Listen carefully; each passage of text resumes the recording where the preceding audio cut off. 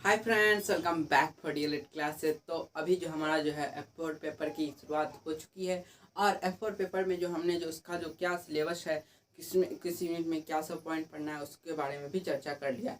आज हम जो पढ़ेंगे, आज जो हमारा क्लास है वो F4 का जो है पहला यूनिट का पहला क्लास है और उसके जो पहला टॉपिक है उस पर हम चर्चा करेंगे। तो हमारा जो F4 है, जो हमारा है विद्यालय संस्कृति परिवर्तन और शिक्षक विकास, यानी हमें विद्यालय की संस्कृति के बारे में पढ़ना है। उसके बाद विद्यालय संस्कृति के बारे में, फिर उसके परिवर्तन के बारे में और फिर उस शिक्षक के विकास के बारे में पढ़ना है। तो यहाँ पे देखिए विद्यालय संस्कृति, तो विद्यालय कोई भी विद्यालय क्या है, हमारा जो इसका पहला टॉपिक है विद्यालय के संगठनात्मक संस्कृति के संगठनात्मक पहलू, यानी कोई भी एक दे संगठन क्या होता है। पहले हम जो है विद्यालय की संस्कृति या संगठनात्मक जो पहलू की अवधारणा के पहले हम ये समझ लेते हैं संगठन की आवश्यकता क्यों पड़ती है। तो कोई भी एक संगठन की आवश्यकता वहीं पड़ती है और संगठन वहीं बनाया जाता है जहाँ पे कोई एक बड़ा काम करने के लिए, कोई एक प्लानिंग के लिए या कोई एक बड़ी कंपनी को चलाने के लिए एक संगठन की आवश्यकता होती है। चाहे कोई एक बड़ा काम करने के लिए, कोई बड़ा एक कुछ क्षेत्र में एक बड़े काम का योगदान देने के लिए, और चाहे जो जैसा भी कोई ऐसा काम हो जिसमें बहुत सारे लोगों की ज़रूरत होती है, बहुत सारे लोग उसमें योगदान देते हैं, अपनी कमेटी बना के अपनी ऑर्गेनाइजेशन एक चालू करते हैं, अपनी जो है कंपनी चालू करते हैं। किसी बड़े काम करने के लिए जो हमें संगठन की आवश्यकता होती है और संगठन बनती है। चाहे कोई भी बड़ा काम हो,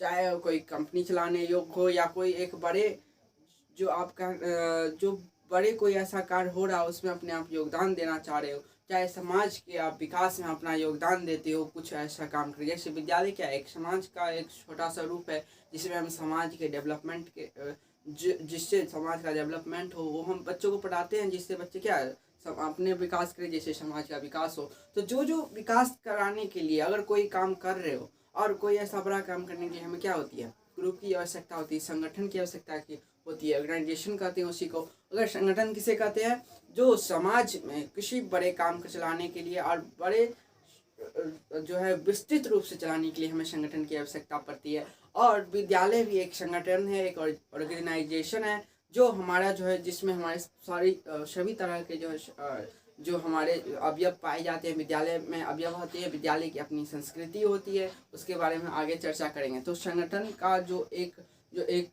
मैं समझाना चाहता है था वो मैंने बता दिया, जो इसकी क्या अवधारणा है और इसके क्या कार्य, संगठन का क्या उद्देश्य होता है, क्यों बनता है। तो संगठन बनता है किसी बड़े काम को करने के लिए, चाहे वो जैसा ही बड़ा काम हो, जैसे कोई कंपनी चलाने वाला काम हो या कोई ऐसा काम जिसमें बड़ा काम जिसमें हम कुछ अपना योगदान देते हैं, कुछ अपना ग्रुप बना के ऑर्गेनाइजेशन जो है सो बहुत सारा तरह का ऑर्गेनाइजेशन आता है, उसके तहत संगठन बना के हम उसमें योगदान देते हैं कोई ऐसा कार्य में, तो संगठन कहलाता है। तो हमारे देखिए विद्यालय की संस्कृति संगठनात्मक पहलू, तो विद्यालय की हमारा जो टॉपिक है विद्यालय की संस्कृति और संगठनात्मक पहलू में हमारा विद्यालय की संस्कृति। तो विद्यालय के बारे में पहले हमने इसके F1 में भी था, हमने पढ़ा था, लेकिन इसमें भी हमें पढ़ना है। तो सब पेपर जो है एक दूसरे से जुड़ा ही हुआ है, तो मैं अलग अलग डिफिनीशन लिखता हूँ जिससे आप में क्या हो, जो वर्ड का जो भंडार है उसमें कमी नहीं आए। जब आप एग्ज़ाम लिखने वाले हो, जब आप एग्ज़ाम लिखोगे ना, तो आप में क्या हो, वर्ड की जो है सो कमी ना हो, आप अच्छे से लिख पाए और अपने मन से भी सोच सोच के लिख पाए। इसलिए मैं जो देखिए विद्यालय का अभी मैंने डिफिनेशन लिखा वो भी अलग तरह से लिखा है, इससे पहले भी मैंने लिखा था तो वो भी क्या अलग तरह से लिखा था। तो हमारा जो है इसमें विद्यालय, देखिए विद्यालय एक उद्देश्यपूर्ण संस्था है। क्या है, उद्देश्यपूर्ण संस्था है। इसके उद्देश्यों की उत्पत्ति शिक्षा और समाज के मध्य बने संबंध से होती है। इसके उद्देश्य की उत्पत्ति क्या होती है, शिक्षा और समाज के मध्य बने संबंध से होती है। तो यदि शिक्षा और समाज के मध्य जो बीच में बने संबंध से होती है, जहाँ समाज अपनी आवश्यकताओं के अनुरूप व्यक्ति का निर्माण करना चाहता है, जहाँ समाज क्या चाहता है, अपनी आवश्यकताओं के अनुरूप व्यक्ति का निर्माण करना चाहता है, वही शिक्षा से यह भी अपेक्षा है कि वह ऐसे व्यक्ति का निर्माण करे जो आदर्श समाज का गढ़े। देखिए पहले क्या, हमारा जो विद्यालय है एक उद्देश्यपूर्ण संस्था है, कोई एक उद्देश्य के लिए, मैंने जैसे ही बताया संगठन क्या होती है, कोई एक उद्देश्य के लिए कार्य करना चाहता है, कोई ऐसी प्लानिंग होती है, कोई ऐसा योजना होता है, उसके तहत जो है कोई ग्रुप काम करता है, संगठन बनाता है, ऑर्गेनाइजेशन बनाता है। तो विद्यालय भी ऑर्गेनाइजेशन है और इसके तहत क्या है, एक उद्देश्यपूर्ण संस्था है। इसको एक उद्देश्य के तहत लेके विद्यालय की स्थापना की गई है। वो उद्देश्य क्या है? तो इसके उद्देश्य की उत्पत्ति कैसे होती है? तो शिक्षा और समाज के उत्पत्ति शिक्षा और समाज के मध्य बने संबंध से होती है, जहाँ समाज अपनी आवश्यकताओं के अनुरूप व्यक्ति का निर्माण करना चाहता है। जो शिक्षा और समाज के मध्य बने संबंध से होती है। शिक्षा अगर प्राप्त करेंगे तभी ना समाज का विकास होगा। अगर कोई शिक्षा ही नहीं प्राप्त करता है तो समाज का विकास कैसे होगा? शिक्षा के जरिए से ही किसी का अगर विकास होता है, शारीरिक विकास और मानसिक विकास हो। अगर आप शिक्षा प्राप्त करते हैं, आप अगर संज्ञान का विकास होता है शिक्षा के माध्यम से ही होता है। तो इसकी अपेक्षा ऐसे व्यक्ति का और जो है तो उनकी जो आवश्यकताएं होती है माने जो है समाज की अपनी आवश्यकताओं के अनुरूप व्यक्ति का होता है, निर्माण होता है। और वहीं शिक्षा से भी यह अपेक्षा है कि वह ऐसे व्यक्ति का निर्माण करे जो आदर्श समाज को गढ़े, जो एक आइडियल सोसाइटी को जो है गढ़े, एक अच्छे सोसाइटी का निर्माण करे।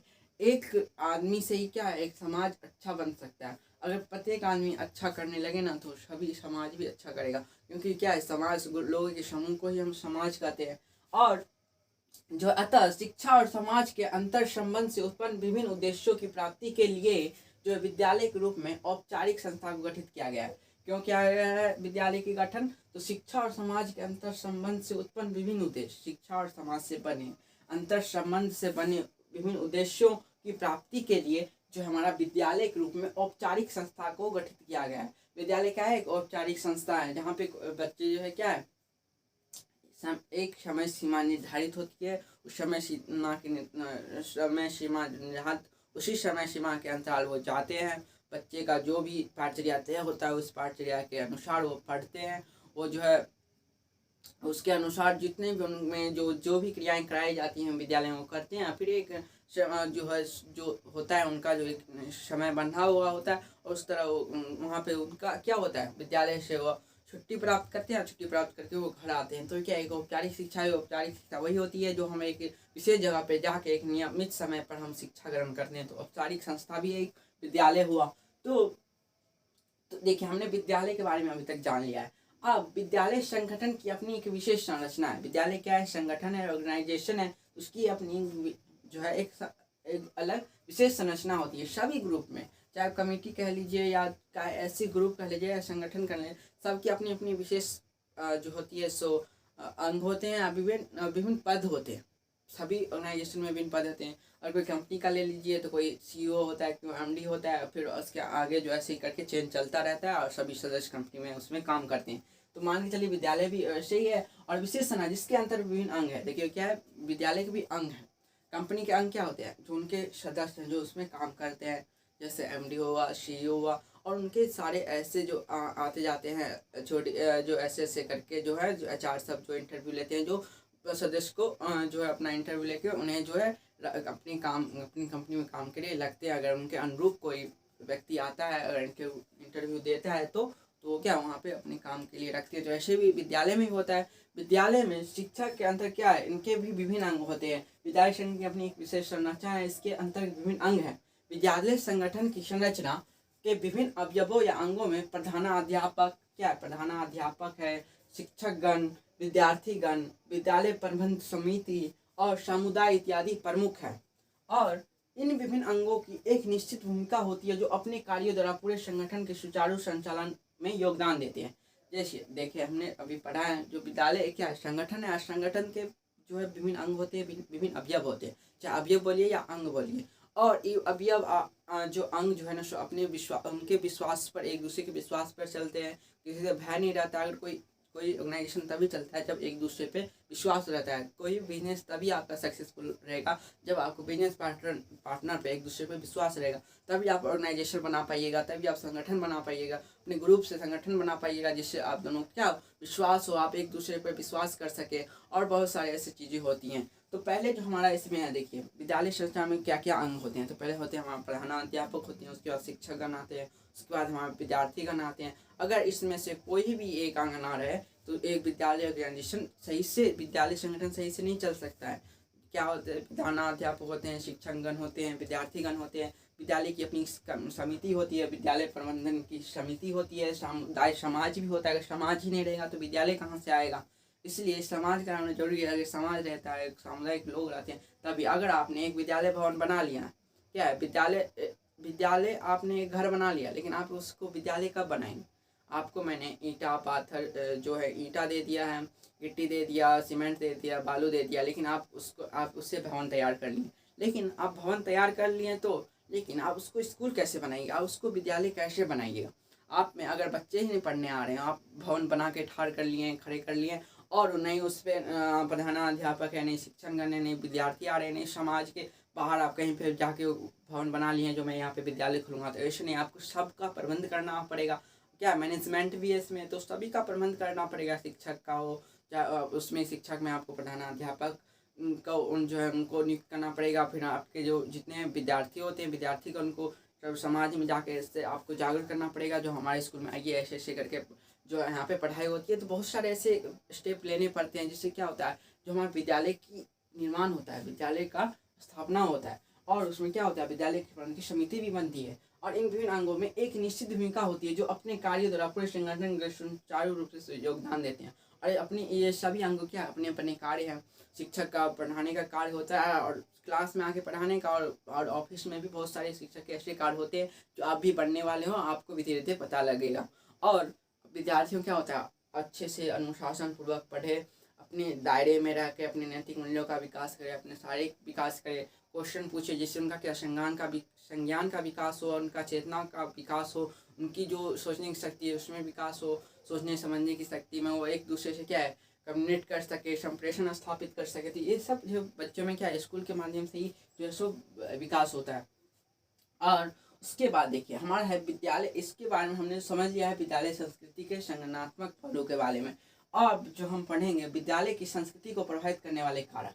पहले विद्यालय की संस्कृति को नापते हैं। देखिए विद्यालय की संस्कृति जो है ना समाज से बिल्कुल अलग, लेकिन आप समाज से बिल्कुल अलग होती है, लेकिन आप यह कह सकते हैं जो समाज का थोड़ा बहुत इफेक्ट जो हम पढ़ेंगे जो पढ़ ही जाता है विद्यालय पर, तब भी जो है सो विद्यालय जो है ना सो एक अलग प्रकार की इसका जो है कल्चर होता है, क्योंकि विद्यालय में सभी धर्मों के सभी जातियों के लोग रहते हैं और एक समान रूप से रहते हैं, और इनमें समान रूप से वृद्धि किया शिक्षकों के द्वारा। अब कोई बच्चा तेज है, कोई बच्चा मंदबुद्धि है, उसके लिए तो नहीं कहा जाए, लेकिन शिक्षक के नज़रिए में सब बच्चा समान रहता है, कोई भी शिक्षक के नज़र में। और बच्चों भी क्या सब एक समान नज़र से सबको देखते हैं, एक समान सबसे दोस्ती करते हैं, और सभी को एक समान वैल्यू दिया जाता है। किसी को कोई विशेष प्रकार का उनमें क्या किसी को उतना सम्मान नहीं दिया जाता है, जैसे एक दूसरे बच्चा जो है सो जो है उससे जो है उसमें की हीन की भावना उसमें पैदा होने लगे।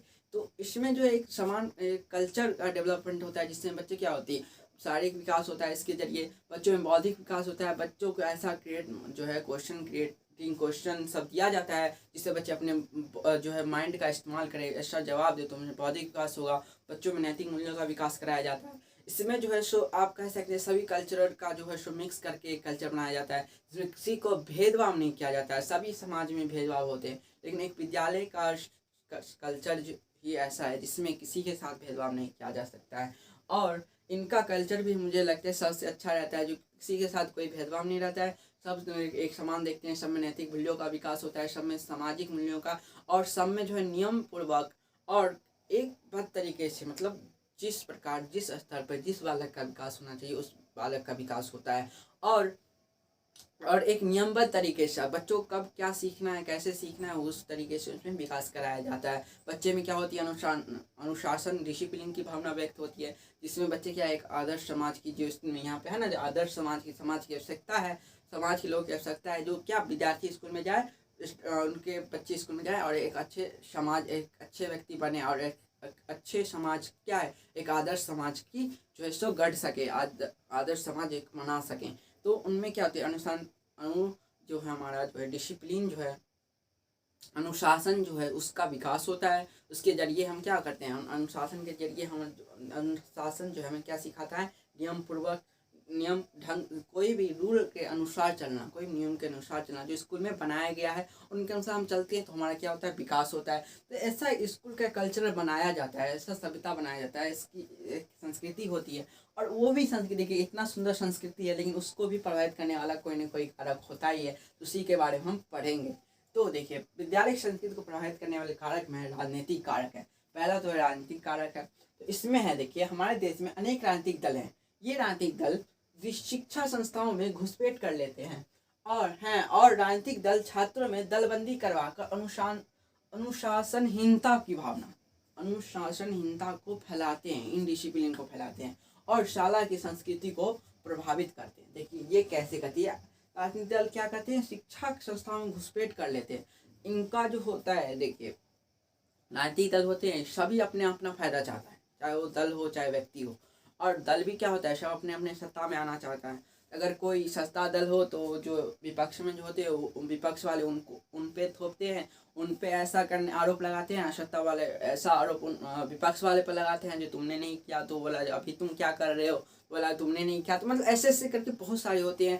और ऐसा भी क्या होता है, उसमें स्टूडेंट विद्यार्थी या विद्यालय पिसता रहता है। तो यही जो हमारा जो इसमें जो है बच्चे जो राजनीतिक दल में भी हमारे जो छात्र युवा नेता में भी हमारे साथ बहुत सारे ऐसे कॉलेज में हैं जिसमें तकरार होने लगता है, लड़ाई होने लगता है, सब इलेक्शन के लिए मार करने लगता है। जो कॉलेज में हम खड़े होंगे तो हम खड़े होंगे, तुम बैठ जाओ, ऐसा करके आपने भी देखा ही होगा कहीं कहीं पे।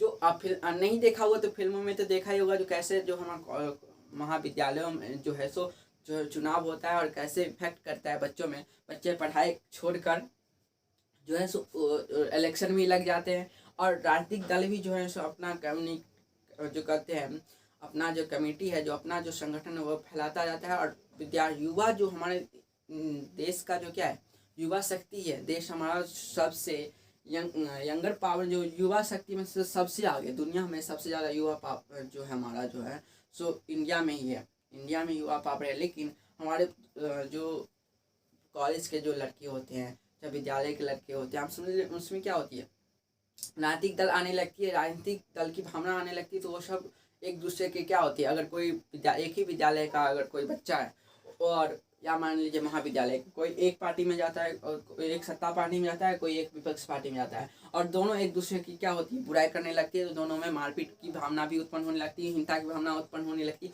वो पढ़ाई करने क्या जाएगा, उसमें जो ऐसी ऐसी भावना जो उत्पन्न होने लगती है, वो एक दूसरे को क्या है मारपीट पर उतर जाता है, बाद में ऐसे ही होता है। जो ऐसे ऐसे जो बहुत सारे आप सोच के भी ना अपना जो है सो अपना मत दे के भी अपने कॉपी में अगर पूछा है तो आप ये सब लिख सकते हो। जो राजनीतिक दल कैसे इफेक्ट करता है, राजनीति कैसे बच्चों को जैसे इफेक्टिव बनाती है। जो हमारे देश में राजनीति की कमी नहीं है, और यहाँ पे सभी जगह जो होती है राजनीति सब करते हैं, सभी करते हैं। और कैसे इसमें इफेक्ट पड़ता है उसको भी आप लिखना है। दलबंदी का करवा कर अनुशासन इससे क्या होता है, बच्चों में जो इनडिसिप्लिन की भावना उत्पन्न होने लगती है।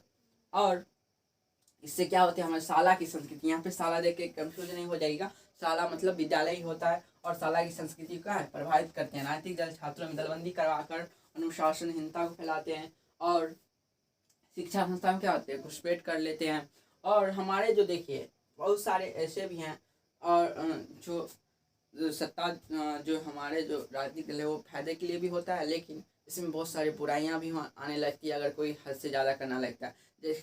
जैसे राजनीतिक दृष्टिकोण हमारे विद्यालय से ही शुरू हो जाता है। जैसे कि मैंने पहले ही बताया, जो विद्यालय में जो हमारा बाल संसद बनता है राजनीतिक दृष्टिकोण से ही बनता है। क्योंकि अगर अभी से उसका परीक्षण होता है, राजनीतिक परीक्षण आगे जाके, अब किसी को तो नहीं पता है वो बच्चा क्या करेगा आगे जाके, लेकिन अभी जो प्राइम मिनिस्टर है, अभी जो सीएम है, आप उनको बचपन में कोई देखा होगा तो कह सकता होगा कोई आप सीएम बनोगे या प्राइम मिनिस्टर बनोगे। सभी बच्चा बन सकता है, कोई भी बच्चा बन सकता है। आप ऐसा नहीं कर सकते जो वही बनेगा या वही बनेगा।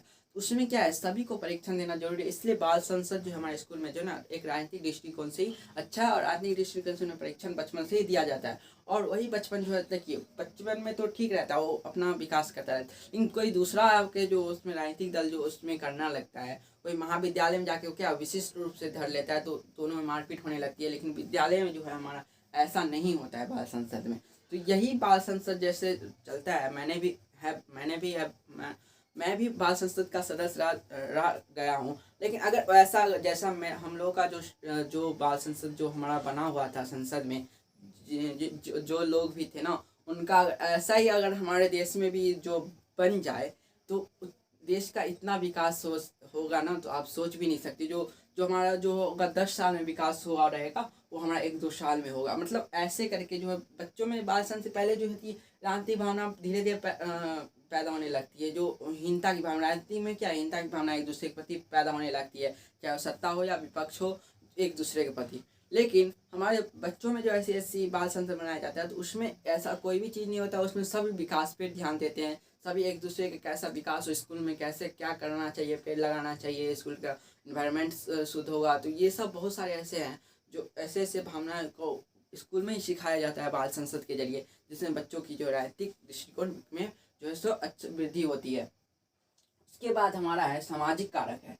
विद्यालय संस्कृति को समाज में व्यापक व्यापक बुराइयां हैं। देखिए समाज विद्यालय संस्कृति को समाज में क्या है? समाज में व्यापक बुराइयां, जैसे विद्यालय संस्कृति को समाज में व्यापक बुराइयां, बेईमानी, झूठ, भ्रष्टाचार और सामाजिक कुरीतियां का प्रभाव और सामाजिक चेतना का अभाव, जो सामाजिक चेतना का अभाव है वो प्रभावित करती है। देखिए विद्यालय सामाजिक कारक मैंने पहले बताया, विद्यालय क्या है? एक समाज का एक लघु रूप कह सकते हैं। समाज तो एक वृहद रूप में है, लेकिन समाज का एक लघु रूप आप विद्यालय को कह सकते हैं। समाज कैसा है, उस आप एक गांव को देख लीजिए और उसको विद्यालय को देख लीजिए, तो अब अगर विद्यालय को देख लीजिए उसमें कैसा बच्चा पढ़ता है, उसका डिसिप्लिन क्या है, उसकी पर्सनैलिटी क्या है, वो कैसे बच्चे पढ़ रहे हैं वहाँ पे बैठ के, तो आप उससे ना पूरा गाँव का अनुमान लगा सकते हैं गाँव के लोग कैसे होंगे, उसके परिवार के लोग कैसे होंगे। अगर आप एक बच्चा को देख के ना उसके पूरे परिवार को पता लगा सकते हैं, इसके परिवार में कैसे लोग रहते हैं, शिक्षित हैं कि अशिक्षित हैं, या कैसे व्यवहार करते हैं, कैसा उनका आचरण है। तो वही आप विद्यालय में अगर बच्चों को देख लीजिए, अगर उनके पूरे गांव का, उनके पूरे समाज जो होंगे, कस्बे जो होंगे, उनका आप पता लगा सकते हैं जो कैसा कस्बा है, डेवलप कर रहा है या ये वहीं पे है, स्थिर है, या इसकी जो सोच है और पुरानी होती जा रही है। बहुत सारे ऐसे आप अपना अनुमान लगा सकते हो। तो विद्यालय क्या है? समाज का जो है छोटा सा आप रूप कह सकते हैं, और समाज का छोटा सा रूप है तो उसमें क्या है? समाज की व्यापक बुराइयां भी है, बेईमानी भी है, झूठ भी चलता है, भ्रष्टाचार भी बहुत होता है विद्यालय में, और सामाजिक कुरीतियां का भी क्या होती है? प्रभाव पड़ता है। जो समाज में बहुत सारी कुरीतियां हैं, जैसे कि अभी बहुत सारे प्रचलित कुरीतियां भी है जो आप में लड़के लड़कियों में लोग अंतर करने लगते हैं। जो हमारा जो F5 जो हमारा जो समावेशी F6 है हमारे साथ, जेंडर परिप्रेक्ष्य में पढ़ना भी है, जो हमारा क्या क्या जो है जेंडर के जरिए जो हमारा जो है ना लोग एक दूसरे से भेदभाव करने लगते हैं, कैसे करने लगते हैं, कैसे विकास करना चाहिए और कैसे इसको खत्म भी करना चाहिए। ये सब जो हमारा सामाजिक कुरीतियाँ ही तो हैं। तो इनका क्या है? इनका जो प्रभाव है वो भी हमारे सामाजिक कारक और विद्यालय संस्कृति पर पड़ता है, और सामाजिक चेतना का अभाव प्रभावित करता है। सामाजिक चेतना, अगर समाज के प्रति आपकी कोई चेतना ही नहीं है, आप अगर सोच ही नहीं रहे हो जो आपको अपना आप को डेवलप करना है, अपने आप को विकास करना है, आपको समाज में रहना कैसा है, आपको समाज में अपना व्यवहार कैसे स्थापित करना है, आप में इस सब की कमी है, तो आप में क्या पर्सनालिटी नहीं बनेगी, आप में व्यक्तित्व नहीं बनेगा। व्यक्तित्व अगर नहीं बनेगा, व्यक्तित्व आप निखारेंगे नहीं। अगर आप समाज की चेतना में, अगर समाज में नहीं शामिल होंगे तो आपका व्यक्तित्व नहीं निखरेगा। अगर व्यक्तित्व आपको निखारना है तो आपको समाज में आना ही पड़ेगा और अपने व्यवहार में अच्छा व्यतीत लाना ही पड़ेगा। व्यक्तित्व या पर्सनैलिटी का मतलब ये नहीं जो आप सुंदर दिख रहे हो या आप अच्छे दिख रहे हो तो आपकी पर्सनैलिटी अच्छी होगी। आपका व्यवहार कैसा है, आपका बोली कैसा है, अपने समाज में कैसे रहते हो, ये सब व्यक्तित्व पर जो है सो प्रभाव पड़ता है। अब ये सब जो है ना पर्सनैलिटी, इसके बारे में हमने पढ़ ही लिया है, लेकिन तभी मैं थोड़ा सा बताते रहता हूँ जो आप सबके लिखने भी अच्छा रहेगा। जो आप में क्या हो, डिक्शनरी जो है ना, वर्ड की जो डिक्शनरी है उसमें कमी नहीं आए। और इसमें जो हमारा जो है सामाजिक कारण भी क्या है, यही सब है जो इसमें क्या इफेक्ट करता है। सामाजिक चेतना भी इसको क्या करती है, सामाजिक विद्यालय संस्कृति को प्रभावित करती है। उसके बाद थर्ड है हमारा आर्थिक कारक। इकोनॉमिकल कंडीशन जो है हमारा, समाज की आर्थिक स्थिति ने विद्यालय की संस्कृति को प्रभावित किया है। समाज की आर्थिक स्थिति ने विद्यालय की संस्कृति को भी प्रभावित किया है। विद्यालय में कुछ बालक ऐसे भी होते हैं जिनकी आर्थिक स्थिति अच्छी नहीं होती, जिससे उनके जीवन में धनाभाव के कारण निराशा एवं असंतोष का सामना करना पड़ता है। देखिए हमने अभी तक इसके बारे में राजनीतिक कारक और सामाजिक कारक पढ़ लिया, और आर्थिक कारक में क्या पढ़ेंगे? जो आर्थिक मतलब तो होता ही पैसा। आर्थिक क्या हुआ, इकोनॉमिक्स क्या हुआ, पैसे के बारे में पढ़ने होता है। और आर्थिक स्थिति में पहले ही आ गया क्या, आर्थिक, जैसे मैंने बोल दिया था यहाँ पे आधा से ज़्यादा तो बात यहीं पे खत्म हो गया। जो आर्थिक मतलब पैसा का कारण ही होगा। तो बच्चे में क्या है, कुछ ऐसे माता पिता भी होते हैं जिसमें जो उनकी आर्थिक स्थिति में कमी आ जाती है। अगर कोई बच्चा देखिए पढ़ रहा है और एक साथ तो पढ़ रहा है, लेकिन कोई बच्चा अगर अच्छा नोटबुक ला के आता है, अच्छा पेंसिल बॉक्स ला रहा है, अच्छा बैग ला रहा है, और एक बच्चा वो कुछ भी नहीं ला के आ रहा है, कुछ जो है सो फटा पहना यूनिफॉर्म है वो पहन के आ रहा है।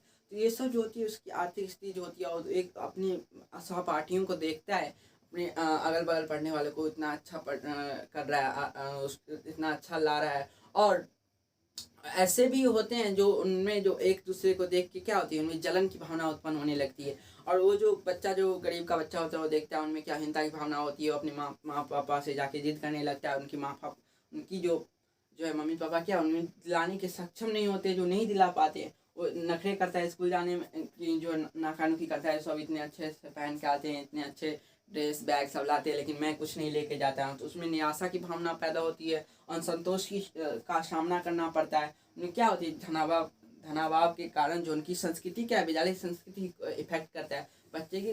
विद्यालय तभी ना सक्सेसफुल होगा जब आप बच्चों में डेवलप कर पाइएगा, बच्चों में जब अनुशासन का जो है अच्छे से डेवलप हो, बच्चे में जो है हिंसा की भावना ना आए, बच्चे में नैतिक मूल्यों की अच्छे से विकास हो। तो ये सब बच्चों में क्या होती है, एक आर्थिक स्थिति क्या प्रभाव करता है उसकी संस्कृति को। उसके बाद हमारा है लास्ट है मनोवैज्ञानिक कारण और व्यक्तिगत भिन्नता। और मनोवैज्ञानिक कारण और व्यक्तिगत भिन्नता के बारे में पढ़ते हैं। तो कक्षागत संस्कृति की प्रमुख समस्या छात्रों की व्यक्तिगत भिन्नता है। कक्षागत यानी क्लासरूम संस्कृति की जो प्रमुख समस्या जो है तो छात्रों की व्यक्तिगत भिन्नता है। अब व्यक्तिगत भिन्नता क्या है उसके बारे में पढ़ते हैं। तो व्यक्तिगत भिन्नता देखिए, शरीर के रूप में रूप रंग आकार कार्य गति वृद्धि ज्ञान उपलब्धि रुचि अभिरुचि आदि लक्षणों में पाई जाने वाली भिन्नता को व्यक्तिगत भिन्नता कहते हैं। क्या कहते हैं, व्यक्तिगत भिन्नता क्या है, चाहे कोई भी ऐसी जो भिन्नता जो व्यक्ति के अपने अंदर ही पाया जाए, जैसे वो रूप रंग हुआ, आकार हुआ, कार्य हुआ, गति हुआ, वृद्धि हुआ, ज्ञान हुआ और उपलब्धि ज्ञान की उपलब्धियां, रुचि अभिरुचि आदि लक्षणों पाए जाने जो भिन्नता होती है व्यक्तिगत भिन्नता कहलाती है। इसके अंतर्गत आने वाली परिस्थितियां शारीरिक दृष्टि से बालक विकलांग होना, या इसके अंदर जो परिस्थितियां आती है वो क्या आती है, शारीरिक दृष्टि से बालक विकलांग होना, मानसिक दृष्टि से भी बालक क्या अस्वस्थ होना। कोई बच्चा जो है विकलांग, मैंने तो आप समझे होंगे, कोई हैंडीकैप्ड लोग होंगे उनका में क्या होगा, इस सब की ये सब अच्छे तरीके से जो है उनकी संस्कृति पे भी एक जो है इफेक्ट पड़ेगा। और कुछ बच्चे मानसिक दृष्टि से बालक अस्वस्थ होना, देखिए कोई अगर बच्चे मानसिक दृष्टि से अस्वस्थ हैं, मंदबुद्धि के हैं, बच्चे नहीं पढ़ना चाह रहे, इससे क्या होता है विद्यालय और कोई अनुशासन में नहीं रहना चाहते हैं, वो हल्ला ही करना चाहते हैं, वो नहीं पढ़ना चाहते हैं, इसमें क्या होती है उनकी जो अनुशासन होती है वो भी इफेक्ट पड़ती है। और किशोरावस्था में होने वाली शारीरिक परिवर्तन और आदि, और शारीरिक किशोरावस्था में जो होने वाले बहुत सारे ऐसे शारीरिक परिवर्तन भी होते हैं।